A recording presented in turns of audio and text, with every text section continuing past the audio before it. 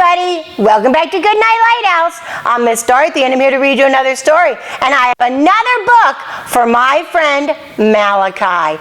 Do you remember when Malachi asked us to read that book about that bear in the store? His name was Corduroy. Remember that? Well, guess what, Malachi? I found another Corduroy book for you and all of our friends. And this one is called A Pocket for Corduroy. A Pocket for Corduroy. Why does Corduroy need a pocket? And how does he get one? That's a very interesting question. We're going to need to get into this book and find out if Corduroy gets a pocket. Are you ready to get inside this book with Miss Dorothy? Good. I need you to sit up and listen up, because here we go. A Pocket for Corduroy. Stories and Pictures by Don Freeman. Late one summer afternoon, Lisa and her mother took their laundry to the laundromat. As always on such trips, Lisa carried along her toy bear, Corduroy. Lisa's growing up a lot, and she's still got her bear. The laundromat was a very busy place at this hour. "Now, Corduroy, you sit right here and wait for me," Lisa said. "I'm going to help with our wash." She's telling Corduroy to be good and stay in his seat. Corduroy waited patiently. Then he suddenly perked up his ears. Lisa's mother was saying, "Be sure to take everything out of your pockets, Lisa dear. You don't want your precious things to get all wet and soapy." Mom's telling Lisa to check her pockets before putting them in the washing machine. "Pockets?" said Corduroy to himself. "I don't have a pocket." He slid off the chair. "I must go find something to make a pocket out of," he said, and he began to look around. Uh-oh, Lisa told him to stay in the chair.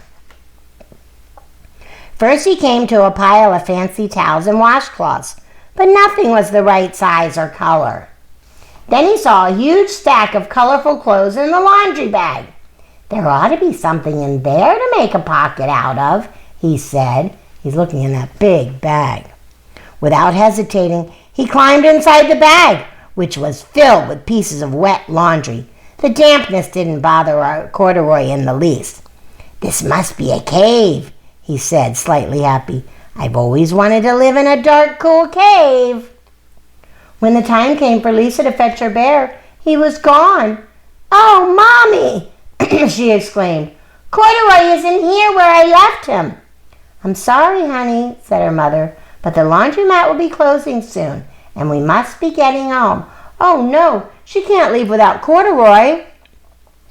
Lisa was reluctant to leave without Corduroy, but her mother insisted. "You can come back tomorrow," she said. "I'm sure he will still be here." As they left, a young man wearing an artist's beret was taking his wet laundry out of a bag, the very bag Corduroy had discovered. Before he knew it, Corduroy was being tossed together with all the sheets, shirts, shorts, and slacks. "Oh no, he's putting him into the dryer." Inside the dryer. But just as the artist was shutting the glass door, Corduroy tumbled out onto the floor. "How in thunder did that bear ever get mixed up with all my things?" the artist wondered. Poor Corduroy was damp all over. "The least I can do for him is give his overalls a good drying," said the man, thoughtful. He unbuttoned Corduroy's shoulder straps and put his overalls in the dryer. He's going to dry Corduroy's outfit for him. Corduroy grew dizzy as he watched the clothes spinning around, but the artist became inspired. "This would make a wonderful painting," he said as he took the sketch pad out of his pocket and began drawing the swirling colors. "I can hardly wait to get back to my studio." Finally, the dryer stopped whirling, and the man gathered up the clothes. Then he helped Corduroy put on his warm, dry overalls. All at once, the manager of the laundromat called, "Closing time! Everybody out!" Oh, no.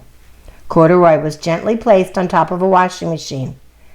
"I wonder who that bear belongs to," said the artist as he was leaving. "Seems to me he should have his name someplace. He's too fine a fellow to be lost." As soon as the lights were turned off, Corduroy began his search again. He was surprised to see something white glowing in the dark. "Oh, Maybe it's snow, he said excitedly. I've always wanted to play in the snow. Oh no, it's the laundry soap. He accidentally tipped over the open-lidded box, and suddenly he was covered with soft, slippery soap flakes. Gradually, Corduroy began to slip and slide. Oh, what fun, he said with a smile. I've always wanted to ski down a steep mountainside. He landed paws first in an empty laundry basket. This must be a cage, he said, peeking through the bars. I've never wanted to live inside a cage like a bear in the zoo. But by now Corduroy felt drowsy, and soon he nodded off to sleep. Poor Corduroy, stuck in that cage.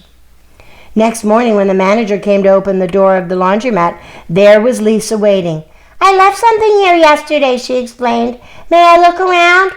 Certainly, said the manager. My customers are always leaving things. Lisa was searching under chairs and in the back of washing machines when she heard the manager call her. Is this what you're looking for, senorita? He found Corduroy. Yes, he's my best friend, shouted Lisa as she came running. She reached in and picked Corduroy out of the basket. So this is where you've been, you little rascal, she said. It's time I took you home.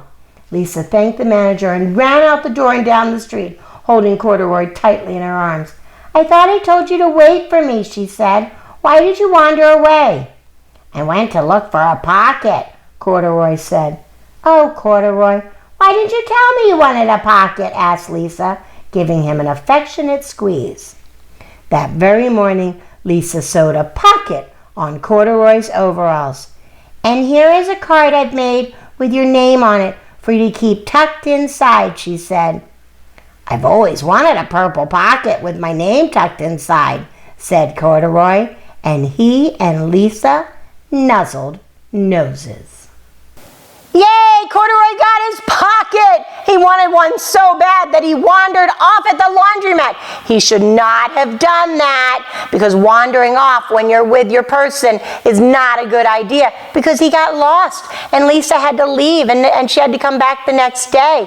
But when she came back and found him, she took him home, she made him a pocket, and she even put a name tag inside so he could never get lost again. That was a smart idea. But a really smart idea would have been for Corduroy to stay where he was supposed to and not get lost at all. I was a little worried about him when he had to spend the night in the laundromat, but I'm glad Lisa came back to get him, because that made this a very good, happy book. I hope you like that, Malachi. I hope all my friends like that, and I hope you all learned a very important lesson. If Mom tells you to stay in one spot because you're in the store or you're in the laundromat, you stay there. Don't wander off. You don't want to get lost and have to spend the night in a washing machine. That would be crazy. But the best thing to do is stay where Mom tells you to stay so that you don't get lost at all. And it's a good idea that she put his name in his pocket, because that way if somebody found him, they would know just what to do. And if you get lost, what you need to do is stay in one place, call for your mom, and wait for her to come get you. But don't get lost.